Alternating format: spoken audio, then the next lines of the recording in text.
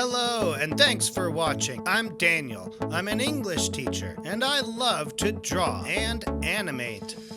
I've only been doing it for a couple of years, and I'm still a beginner, so I have a lot to learn. But I'm making this video so you can see my process. Today, I want to talk about how I draw things in 3D, 3 dimensions. You know, 1D, up and down, and 2D, up, down, left, and right. Well, 3D is 3 dimensions, length, width, and height. But how do you make something 3D when drawing on a flat plane? One way you can achieve a 3D effect is by drawing in perspective. Objects will change in size depending on how close they are to you. Imagine you're standing next to a tree. The tree takes up your whole field of view. But if the tree's a little farther away, it looks smaller. And if it's even farther away, it looks even smaller. When you make a perspective drawing, things like long, straight roads will appear to converge to a single point in the distance. This can help your drawing appear to have depth.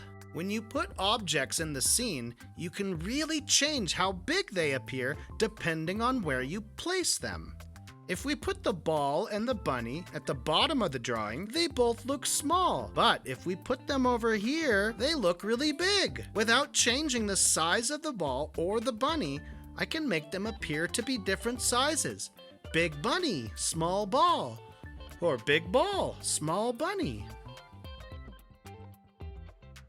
Or imagine standing outside during a full moon. The moon is really, really big, but it's also really far away. So even something tiny like your thumb can cover up the whole moon if it's close to your eyes.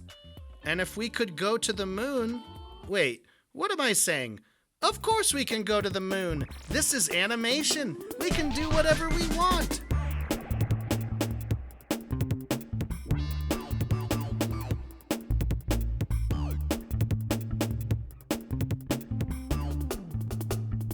Besides perspective drawing, there are other techniques we can use to make drawings look 3D, such as using color. Bright, saturated colors will appear to be closer, while darker, less saturated colors appear farther away. We can also make objects look 3D by applying shadows and shading, and we can use sizing and layers to put closer objects in front of farther away objects. All these techniques can help create a 3D illusion. It's like a magic trick.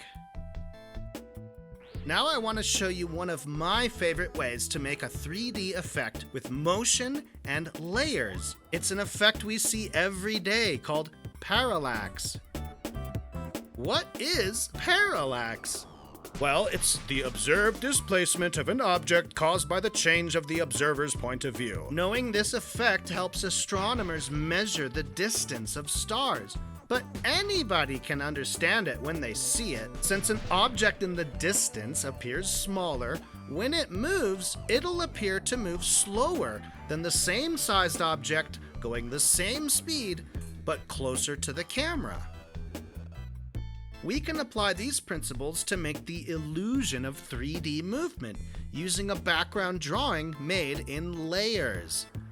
The first layer is the blue sky background. This will stay static, it won't move. Next, I drew some green hills. They're far away, so I made the colors a bit dark and desaturated. Layer 3 is more green hills, but since they're not as far, I increased the brightness and saturation. The fourth layer is a few trees, bushes, and rocks, and they're even more bright and saturated. Then I have a layer of the gray road, and finally, the single tree in the foreground. The farthest away hills will pan across the page very slowly, but the next layer will pan a little faster. And as we continue, each layer should go a bit faster than the one below it. When we put it all together, it gives a marvelous illusion of moving through a 3D space.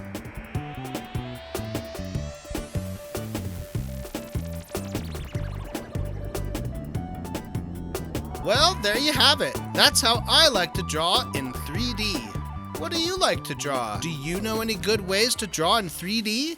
Let me know in the comments. Thanks for watching, and kudos to you. Keep up the great work, stay positive, and take a break if you need one, but never give up. Bye-bye.